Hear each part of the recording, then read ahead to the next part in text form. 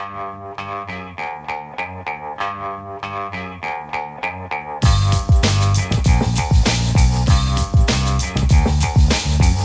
the Brian Lehrer Show on WNYC. I'm Bridget Bergen, senior reporter in the WNYC and Gothamist newsroom, filling in for Brian today. Coming up later in the show, WNYC and Gothamist reporter Elizabeth Kim will talk about the city's new $126 billion budget deal. The headlines are that they agreed to expand an expansive rental voucher program, and the mayor backed down on his planned expansion of the NYPD. More on that later this hour. Plus, some America 250 history lessons in the back half of today's show. We'll talk to writers behind a new collection of essays that describe New York's role in the American Revolution. And we'll hear how researchers at the New York Historical think they've uncovered new details about a rare copy of the Declaration of Independence, which is now on display. But first, New York's Penn Station is getting ready for an $8 billion glow-up. The cramped, low-slung corridors of one of the nation's busiest transit hubs are being reimagined with raised ceilings, more natural light, and two brand-new entrances. That's according to renderings of the winning overhaul plan first obtained by my colleague, Ramsey Khalife. The person tasked with the long-stalled, massive construction project is Amtrak's Andy Byford. Many listeners might recognize that name from his time as New York City Transit president. That's where he earned the nickname Train Daddy before leaving the agency after a rift with former Governor Andrew Cuomo. Then about a year ago, Byford was tapped by President Trump to get this Penn Station project back on track. To help us understand where things stand on that project now, its design and funding, I'm joined by Train Daddy himself, Andy Byford, special advisor at Amtrak, leading the project to redevelop Penn Station. Andy, welcome back to WNYC. Bridget, it's so nice to be back. This brings back very happy memories of my time in the studio with Brian, so it's great to meet you and work with you today. Well, we are so happy to have you here. And I got to say, you worked for Governor Andrew Cuomo, and now your boss is President Donald Trump. You really like working for some soft-spoken guys from Queens, huh? Well, if you add into the mix, I worked for the late, great Rob Ford, the former mayor of Toronto, and my previous job was for Sir Sadiq Khan in London. So if I ever wrote a book, I think I'd anchor it around the personalities for whom I've worked. It's been quite the ride. Yeah, you seem to not fear people who are not exactly shrinking violets. Sure. You have actually been with Amtrak since 2023. Correct. What were you first doing there? So when I was employed by Amtrak, for whom I'm very, very proud to work, I was initially looking at developing Amtrak's high-speed network. So specifically, in addition to writing a strategy for high-speed for the whole of the country, specifically my mandate was to look at what I still believe is the most compelling corridor in the country, namely Dallas to Houston, because you need to there's certain variables that you need to address to have successful high-speed. A big city either end, about 200 to 800 miles apart is the sweet spot, too far to drive, too short to fly. Relatively straightforward topography, suboptimal alternatives. It ticked all the boxes, and we were making huge progress in what was actually a seminal week, Bridget, because in the same week that we got the bad news that Amtrak was asked to give back the funding that had enabled us to progress to allow the private sector to take that forward. Hopefully they will. In that same week, the Fed said we'd like Amtrak to take over the Penn project. I was straight onto my chairman. That's the kind of challenge I like. And it was also my ticket back to New York City. We love the fact that you're back here. So what made you want to take on this redevelopment of Penn Station? A number of reasons, I'd say. First of all, I love this place. I'm in love with New York City, the architecture, the people. It's just the best city in the world. Sorry, London, I just love New York. I like living here. It's a buzz. But secondly, I've always been drawn to challenges. I'm not very good at steady state. I get bored in steady state. So if you think about the various challenges I've had in my career, I'd say this is the biggest of all. And the reason for that is because Penn Station, everyone agrees, is awful. It's suboptimal. It's been languishing. We've never really addressed the demolition in the 60s. It's this suboptimal labyrinth of horrible dark corridors squeezed under Madison Square Garden. And various attempts have been made. It's been talked about for years. Various attempts have been made to address that and to transform it. And some good work has been done. The MTA's done a lovely job on 33rd Street Concourse. That we're not going to touch. We'll leave that alone. That's beautiful.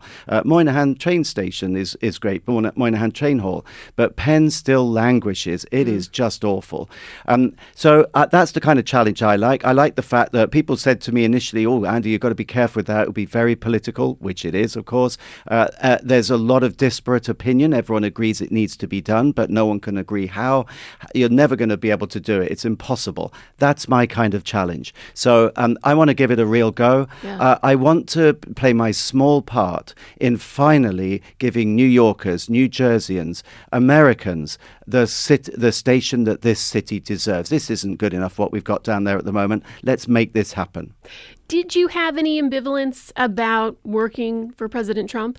No, because again, my previous employer was Sadiq Khan. He's the mayor of London. He was my boss, and I'm not technically a public servant here. Amtrak's a private company, albeit under federal ownership. My job is like a public servant, though. You do what needs to be done, and irrespective of the politics. So I'm very grateful to the feds for having confidence in me. I was interviewed because they want to make sure that I can actually deliver this. I'm very grateful for the support of the President and Secretary Duffy, and I believe it's their involvement and their desire to get this done that will be the game changer that gets this done. But the way I go about any job is to focus on what needs to be done, to try to rise above the politics, to not get involved in the politics, but to just focus on the end game. Penn needs to be transformed. New Yorkers should not, and New Jerseyans should not have to put up with the current conditions at Penn Station. That's what motivates me. Well, I'm sure that is music to the ears of some commuters who have to frequent Penn Station. Listeners, are you a frequent commuter through Penn Station? What do you think about the plans to overhaul the site? Do you have any questions, comments, maybe even some suggestions for my guest, Amtrak Special Advisor Andy Byford, a.k.a. Train Daddy? The number is 212-433-WNYC. That's 212-433-9692. You can call or text that number. Andy, the estimates are that this project is going to cost about $8 billion. The Trump administration has definitely shown its commitment to give a lot of money to Penn Station, but that still leaves billions of dollars to finish the thing. Governor Hochul has said that New York's not contributing the money. So how do you plan to pay for the project? Well, that's the big question. So what we're undertaking, my mandate when I took this role on was twofold. Number one, run a master developer competition, a P3, public-private partnership competition, in order to get this transformation done. And number two, to have a shovel in the ground by the end of 2027. So those are two big mandates. And the team came together. I took over in May of 2025. And in an unprecedented timescale, we've gone from pulling the team together to delivering or selecting a master developer partner, Penn Transformation Partners, within just under 1 year, which is kind of unprecedented. We have not missed a single milestone. We're very driven. We're determined to get this done. But what happens now is we've just entered what's called the PDA phase, the pre-development agreement. So although we can say roughly that this project will be between 7 to 8 billion for what some people say is a cosmetic upgrade, it's not that. It's a complete transformation of fire life safety, adding 33% more elevators, escalators and stairs, completely transforming the public areas, adding 165% more public space, transforming the retail offer, upgrading signage, you name it, it's being done. We're removing columns in some cases to make the platforms less cluttered. But where we've got a concept on the table now, and it was a tough competition to choose the winning bid, but I passionately believe the bid we've chosen is the most credible and the most deliverable and the most constructible. What we now do is in this PDA phase, over a year and a half, we work up the design to at least 30%. We'd like to get it north of that, maybe to 60%. And it's having the design finalized that enables the developer to give me a firm price. So you work up what the design is. That's what tells you what the final price is. Then you go after the funding. Now, I've made it very clear with my bosses at the federal level, there needs to be a very, very, very large federal commitment. If we are to deliver this, we're talking billions of dollars. Then any delta between what the feds put in and what the overall cost is, that will need to be addressed by things like the developer will be able to earn money from running the retail, maybe undertaking some commercial development, undertaking some of the operations and maintenance, cleaning, etc., etc. So we are building a capital stack. Sure. I haven't ruled out getting money from other areas. The key focus for me is getting that design finished so that you can then say with certainty what the cost is. But we're talking between $7 and $8 billion. Okay. So our listeners, as you know, are well-informed listeners who've been following this. One of our listeners texted related to this design question. Isn't the big issue with Penn Station platforms the columns needed to support MSG above? How is that going to be addressed? Sure, that's an excellent question. And of course, MSG does need to be held up. MSG is not moving. All three designs were predicated on the garden staying put. We're about to share with the public the details of the unsuccessful bids. But actually, where people assume all of those columns are holding up MSG, that's not actually entirely accurate. A lot of them are holding up 2 Penn Plaza, which is one of the big tower blocks, and 1 Penn Plaza. So you can't take out all of the columns.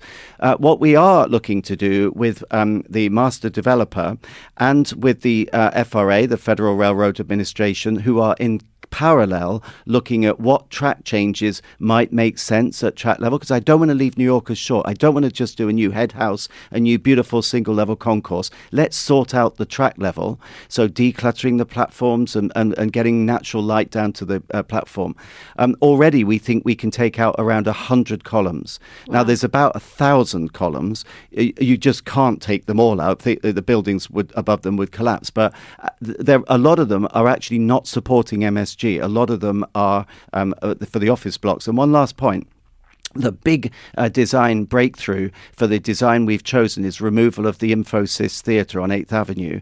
And the reason that's important, if you take it out, it's a behemoth that runs through the whole of the undercroft of the station. If you take that out, it does not have any columns. It's a theatre. You can't have columns obstructing the stage.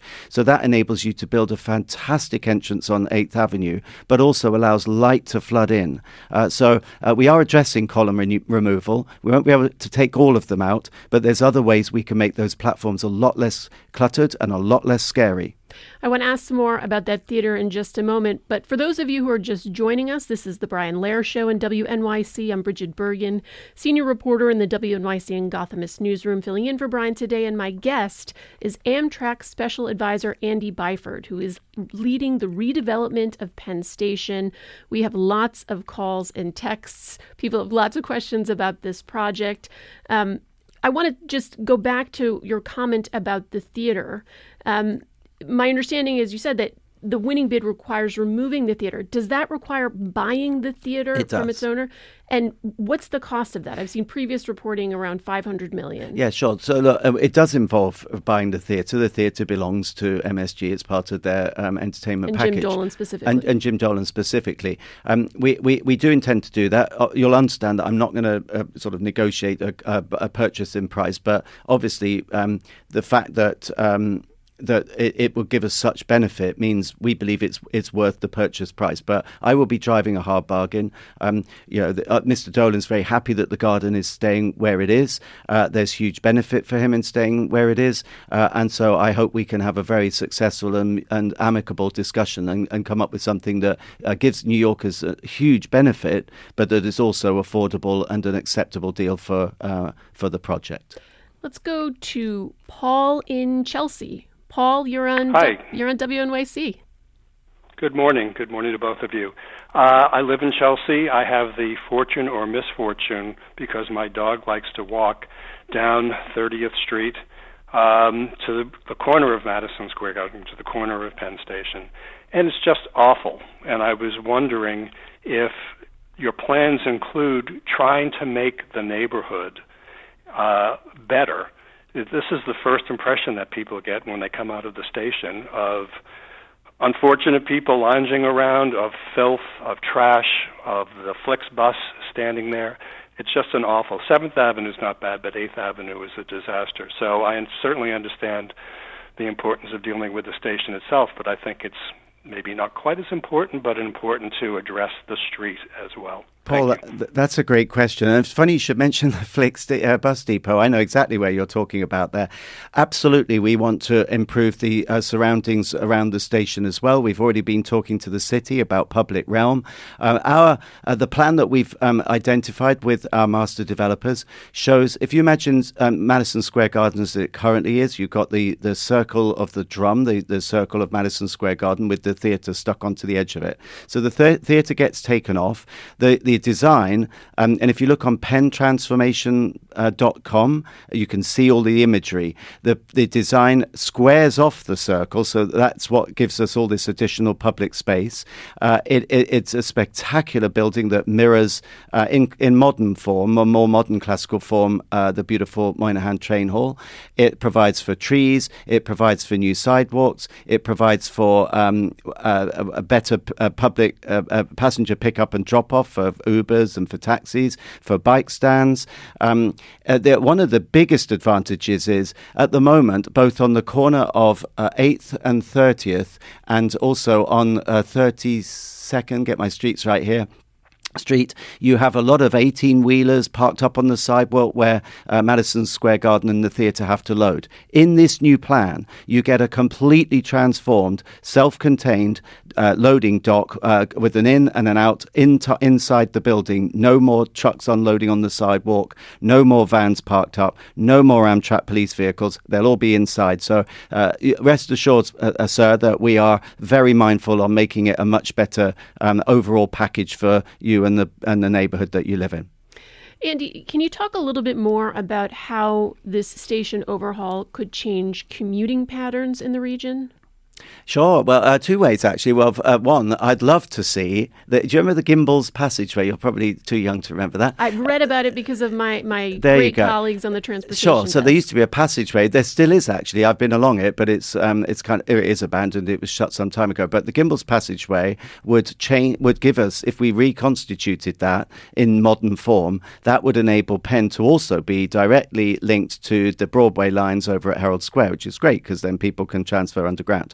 But in terms of then commuting patterns, and in your intro, you said it's one of the busiest stations in the States. It's actually the busiest because it's the busiest station in the Western Hemisphere. Wow. It was built for 200,000 users a day. It currently handles 650,000 users a day, including the subway. So, do nothing is not an option.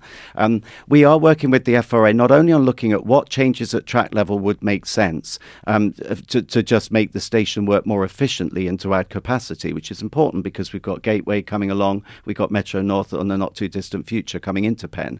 But also, is there a latent market out there for more what we call through running? Amtrak trains don't terminate at the station typically, they go through from Boston to DC and back. Most LIRR and Metro North trains terminate, which is very inefficient for platform usage. So let's look to see, can we offer more commuting options in the future? That's great. A listener texts something that you had talked about, which is related to the movement of Madison Square Garden. And the listener asks, why can't Madison Square Garden be moved across the street in the vacant lot where the Pennsylvania Hotel used to be, and is keeping Madison Square Garden in place seen as a political favor to James Dolan as a reward to his friendship with Donald Trump? Well, I'm certainly not going to comment on the politics. That didn't come into my evaluation at all. We had 3 bids on the table. The 3 bids were predicated on the garden staying put. Bear in mind that had we moved the garden, that would have meant the whole job would have taken probably 5, maybe 6 years longer, because with the greatest respect to Mr. Dolan, he wouldn't have moved unless he had a new stadium that was built, completed, certified. He wouldn't be moving the Knicks and the Rangers until that had happened. So you'd be talking a lot longer in order to get the job done, and a huge amount more because he I'm sure would have wanted that new stadium to be paid for by someone else. And then, of course, there's the issue of where would the garden go. I thought about that actually when I first came and I saw the Pennsylvania Hotel had gone. That seemed to be the obvious location, but actually it's not big enough. The current MSG is located in a super block. It's more than just the block where Hotel Pennsylvania is. Pennsylvania was, sorry. So you would have to demolish a lot more property around there. So my evaluation, and it wasn't just me, I had two Amtrak colleagues and a colleague from NJT, New Jersey Transit, on the evaluation committee. We thought very long and hard about which would make the best bid. We evaluated on the vision of the plan, on the constructability and affordability of the plan, and on the implementation, because it's not going to be easy to rebuild while it's still operating. Sure. But on those three criteria, not political criteria, that's how I made that recommendation to the Amtrak board, which was unanimously approved. I'm going to sneak in one more question from a listener that texted. The texts are blowing up with questions for you, Andy, and we have a full set of phone lines. So I'll sneak in one question, then we'll take a short break and come back to more calls. Sure. This listener writes, I commute most days in and out of Penn Station. Oops, it moved on me. Hold on one sec. Whatever happens with the Penn Station overhaul, please address the lack of cellular access in the station and in the tunnels. I can be standing in the New Jersey Transit waiting area and not be able to access the New Jersey Transit app. It will be comical if it weren't so frustrating. So is that type of... 100%. Okay. Here's my line. I want this to be America's world-class station. I want to excel in every way. So not just bricks and mortar, not just cosmetics.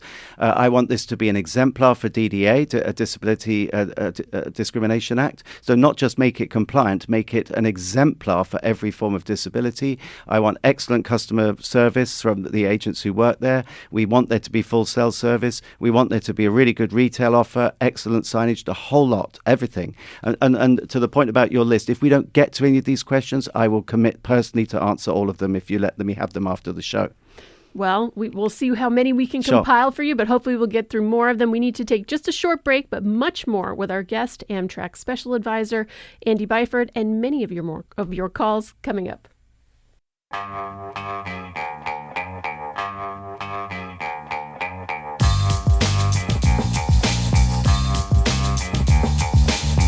It's the Brian Lehrer Show on WNYC. I'm Bridget Bergen, filling in for Brian today. We're talking about the redevelopment of Penn Station with Andy Byford, special advisor to Amtrak and the point person overseeing the project. So, Andy, the project will involve many stakeholders and partners. A key one is obviously the MTA. Mm-hmm. And there seems to be a bit of a public back and forth between you and MTA Chair Jenna Lieber through a series of letters where you have asked them to sign on as partners on the project. The MTA has repeatedly said they'll stick to their lease agreement, but will collaborate on design and construction. MTA Chair Jenna Lieber, after last week's board meeting, made this comment. Let's put it in regular New Yorker terms. You got a lease. It says that the landlord can't tear up your house or apartment without your approval. The landlord shows up and he says, I got a different lease for you. How about a lease that says, I will talk to you about my plan for your apartment, but in the end, I get to decide if I tear it up. That's what was offered to us. And then he continued. It's simple. We have a 160-year left on our ironclad lease. They offered us the right to be an at-will employee of Donald Trump's. I'm not sure that's the deal that makes sense for New York. All right, Andy, so Lieber does not sound particularly happy there. What's going on? Is this bad blood or is there something else here? No. Look, I mean, I love Jano. Jano's great. We were agency presidents together. He ran construction development. I ran New York City Transit. We did loads of good stuff together. So I think we can resolve this. His boss, the governor's been fantastic. Governor Hochul came to see the model of the station. She's had a briefing from me on it. She wants it done. She's spoken to the president. She's saying, let's get this done. And only last week she said, look, let's move forward and work in a cooperative manner. And that's all I want to do. So we did write, and you've seen the tone of my letter. It was respectful. It was an invitation to the MTA, for whom I have huge regard, happy memories. It was an invitation to work with us on this memorandum of understanding, using that as the vehicle. Sure. And there is a clear a paragraph in there that says that it does not in any way, it's not intended in any way, that MOA, to undermine or to water down down the terms of that lease. Now, obviously, in any lease, and kind of using Jano's analogy, he refers to it as ironclad. If we just focus on the end game, which is I think we all want the same thing, right? For all of our customers, we want this to be a transformed station. Clearly, there's got to be a bit of flexibility there. And we've had it in the past, Bridget. That lease, the one to which Jano refers, has already had 5 amendments made to it. So, it can be done. It has been done in the past. And also, a second point is when the MTA had carriage of the project, when previously they were in the lead for what was then called Penn Reconstruction, they offered us an MOA. We did sign up to it as Amtrak. We did put money in, again, as Amtrak. And the MOA that we've put up is based on the one that they offered to us. So it's really not that dissimilar. So I hope that we can still get common sense to prevail. The governor wants it done. I've even watered down the elements of the MOA to make it more palatable to Jano. He says, we can't put any money in. That's fine. We'll waive the need to put any money in. Just work with us so that we can make this transformation happen. We can give New Yorkers the stations they need and want. Just for those of us who have not managed projects of this scale, why do you need them to sign a new agreement? Well, that's it. It's the agreement. We're not asking them to sign a new lease. The lease stays in place. Obviously, I understand that the MTA is very concerned that, will we mess up the beautiful corridor that they have created on 33rd Street? No, categorically, I've said absolutely not. It's fantastic. They've done a beautiful job there. But in order to rebuild a station and in order to deliver the areas that benefit all users, NJT, MTA and Amtrak, which include updating the fire life safety. We don't meet code. We're grandfathered, but it does not meet current code. We've got to upgrade the fire life safety for all areas of the station. We've got to upgrade, and we want to upgrade the means by which people get about the station. So the signage, but also more elevators, more escalators, more stairs. We want to transform the common areas, the public areas. So obviously you have to have an agreement in order to talk about how you're going to work together. But that lease would not be impacted by the MOA that we've tabled. There is a specific paragraph that safeguards that. Yes, it then goes on to say we need to work together, but surely that's what we should be doing for the benefit of New Yorkers. Governor Hochul definitely gets that. She's issued a very clear statement to that effect, and I welcome that. Sure. And just to be clear, if the MTA refuses to get on board, how does that slow down the project? Well, I think that would just be a real shame for New Yorkers, because I'm not looking at this from an Amtrak perspective. I'm not saying, I'm only looking after Amtrak customers. I'm blind to customer identity. They all matter. All of customers matter. So it's MTA users, NJT users, Amtrak users. Big shout out to NJT, New Jersey Transit. Their CEO, Chris Kaluri, adopted a completely different approach. He has signed the MOA. NJT put money in. That gave them, at a stroke, access to the designs. They have been participating in working group meetings with us. They even had a representative on the panel to vote for the design that we subsequently chose. So thank you, Chris. That's really good leadership. I really do hope that we can get the MTA on board. If they don't come on board, that's fine. That's their prerogative. We will proceed with the project regardless, and if necessary, just by through the lease. But I just think it's a shame. Surely we should be working together. That's my open offer. That's why I wrote what I thought was a very respectful letter, and listeners can make up their mind as to the tone of the response that was sent back to me. Sure. Well, we have, as I said, many questions for you from listeners. Let's start with Richard in Babylon, Long Island. Richard, you're on WNYC. Hi, Bridget. Thank you very much. Hi, Andy. Hey, Richard. I don't think we've ever met, but I've worked on Long Island Railroad projects in the past in Penn Station and on their East Side Access project for 30-plus years. I know how long some of these projects take to get designed and funded and then built. I was just curious, as the Amtrak and Long Island Railroad and MTA have had a kind of a history of a love-hate relationship. I know Jano Lieber wants to have Amtrak's participation in their stations up in the Bronx for having Metro North come into Penn Station at some point in the future. And I'm wondering how much the Gateway Tunnel project and its kind of on again, off again construction is going to impact your plans for the Penn Station renovation. Sure. Well, Richard, first off, thank you and respect for your service as a fellow railroader. This is what makes this project so fascinating. At the micro level, you've got this need to completely transform station, and so many stakeholders involved. It does make it a very difficult jigsaw puzzle to solve. But then at the more macro level, you're absolutely right. There's East Side access with Metro North trains coming into the station. There's the gateway tunnels, which will provide much more capacity for New Jersey Transit coming into the station. So it's only going to get more difficult. And that's why I made the comment earlier that do nothing is not an option. Firstly, we need to address things like fire life safety. But secondly, the station's only going to get even busier with Metro North and with Gateway Tunnel trains coming in, with more NJT trains coming in. So we need to find a way to solve that puzzle. I speak regularly with people like Tom Prendergast, someone for whom I hold in the greatest regard. He's the CEO over at Gateway. We're making sure that we're mindful of all those other projects when we're finalizing our design for Penn. Let's go to Alan in Brooklyn. Alan, you're on WNYC. Good morning. Let me pull up the speaker. Thank you so much for the time.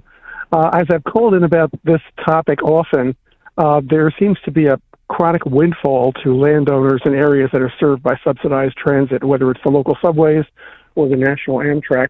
And I understand that when you're trying to get a new project off the ground, it's kind of poison to talk about reducing whatever subsidies you're getting to make the project happen by asking beneficiaries of the local land to kick in more to maintain the transit long term. Can we split those two in pieces and say we can walk and chew gum, we can look for subsidies to make a new project like this go off the ground, and also recognize the need to have a more regular contribution from landowners near transit-served land to pay some back some of the windfall they get from subsidies that would make their land worthless to have them withdrawn by the public. And yet most people don't understand that they're being basically cheated. Strap hangers are not the major beneficiaries of transit. Skyscrapers are. People don't understand that. Great stuff, Alan.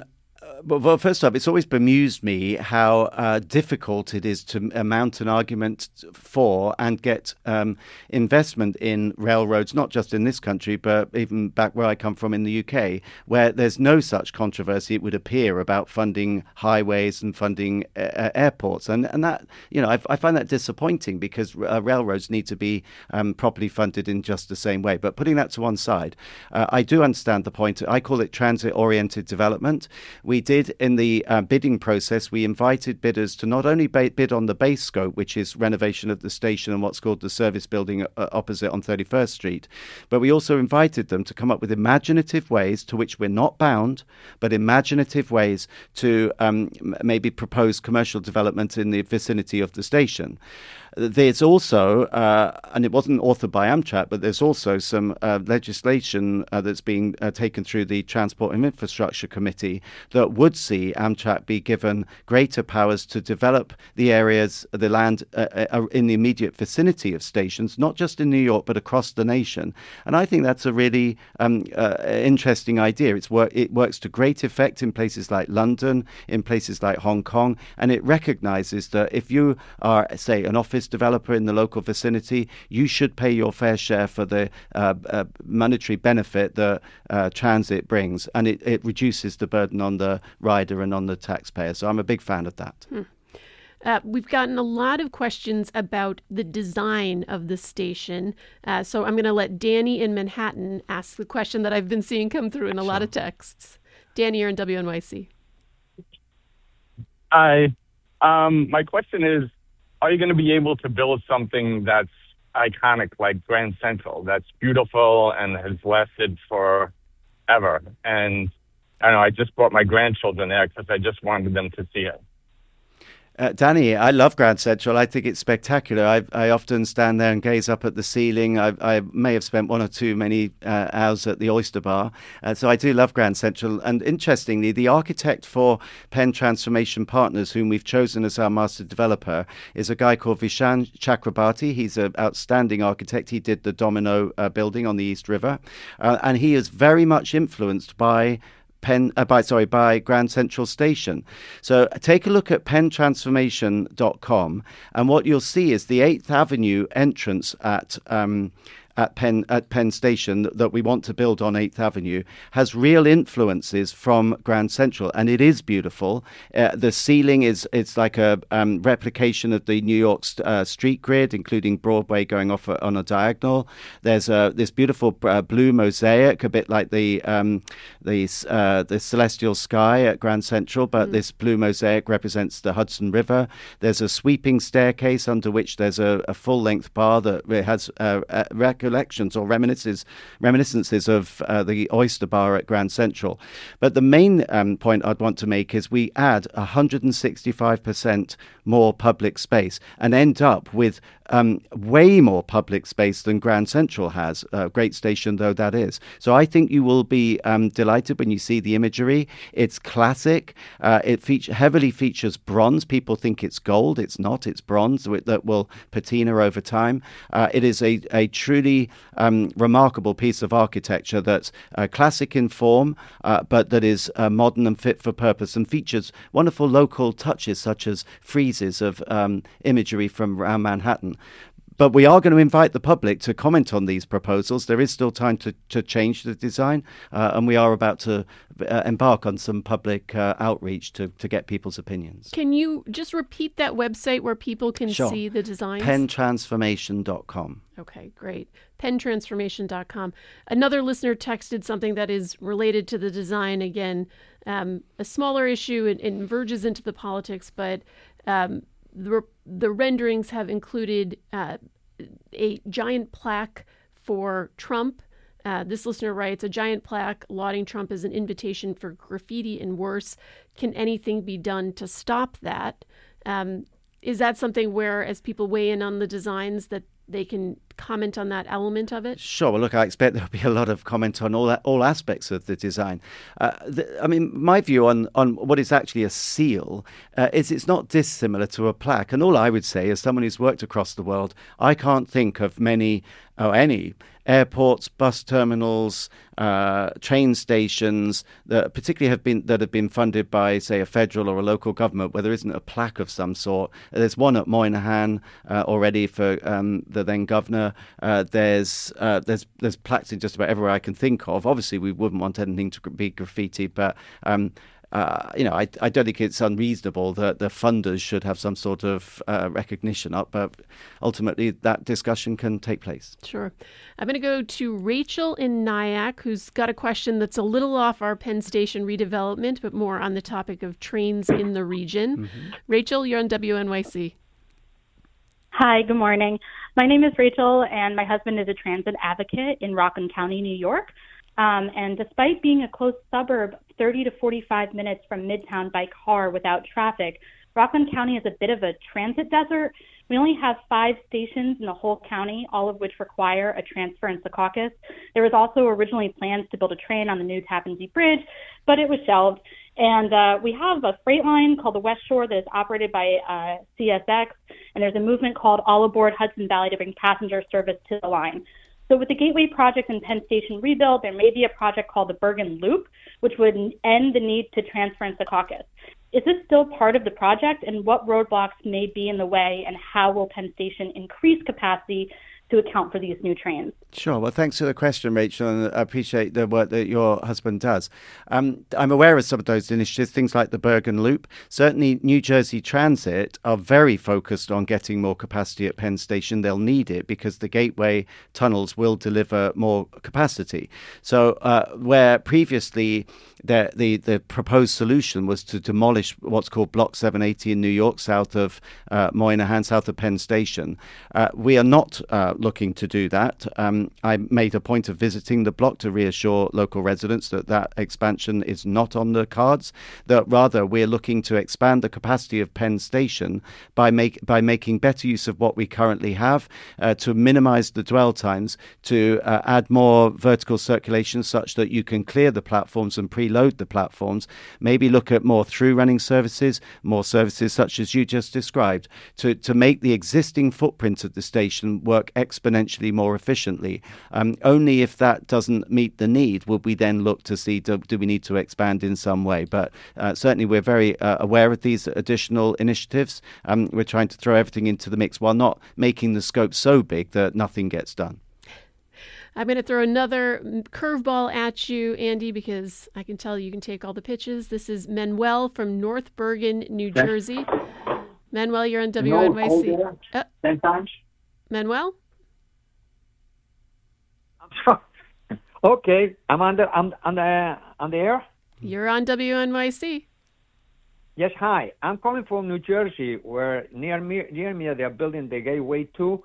They are drilling the tunnel. And I'm concerned also about the Port Authority bus terminal. Do you know anything about it? If it's going to be build a new one, because it's really very bad. Sure. Hey, Manuel, I do know about that. There is another mega project. There's all these mega projects going on. JFK being rebuilt, Penn Station, which absolutely needs to be rebuilt, and their Port Authority bus terminal. That work is underway. It's a very imaginative way they're doing it. They're effectively building, as I understand it, a temporary facility to enable people to have their buses terminate there while they then reconstruct or construct a new terminal. I may have got that slightly wrong, but if you have a look at there's a website, I believe, for the bus terminal. It's not going to be easy because it's the busiest bus terminal in the country. It'll get rebuilt whilst customers are still using it. Take a look at that. The good news is that project is underway, and you're definitely going to get a new bus terminal. Andy, before we let you go, I understand you're a big football/soccer fan. Have you been able to catch any of the matches at MetLife Stadium? Not yet at MetLife. I did go to Boston to Foxborough. I saw England play Ghana. It wasn't a great choice. It was 0-0. It was a bit boring, to be honest, but it was a great day out. We had a good crack with the Ghana fans, and we congratulated them at the end. My hot tip, I'd love to see England win it. I'd love to see the US win it. I'll be watching the US tonight. Yeah. I think the French will win it. But you're right. I am a big soccer fan. I'd kick myself if I didn't say up the greens, Plymouth Argyle FC is my team. Well, I have to get your assessment of how the region is handling the transit situation to and from the stadium. You think very well? They're doing any room for improvements? I think very well. I mean, certainly getting to and from Foxborough was easy. What I love is, and I've signed up for it myself, Amtrak has ambassadors. We're out there helping customers. So does MTA. So does New Jersey Transit. And I saw it on the T as well in Boston. It's all hands to the pump. And although I don't want to tempt fate, so far that I think the transit plan has worked well. And I'm loving this World Cup. Those penalty shootouts were just incredible. Well, I have to thank you. We'll leave it there from today. My guest has been Andy Byford, Special Advisor at Amtrak, leading the project to redevelop Penn Station, former New York City Transit President. We've talked Penn Station redevelopment, Port Authority redevelopment, Gateway Tunnel, Grand Central Terminal. We've hit it all. Football, and so much more. Thank you so much for joining me right here in studio. Thank you, Bridget. WNYC's journalism and storytelling is heard by millions of passionate listeners. Sponsors of our programming gain our listeners' attention and their respect. Learn about how your organization can support WNYC and WNYC Studios at sponsorship.wnyc.org.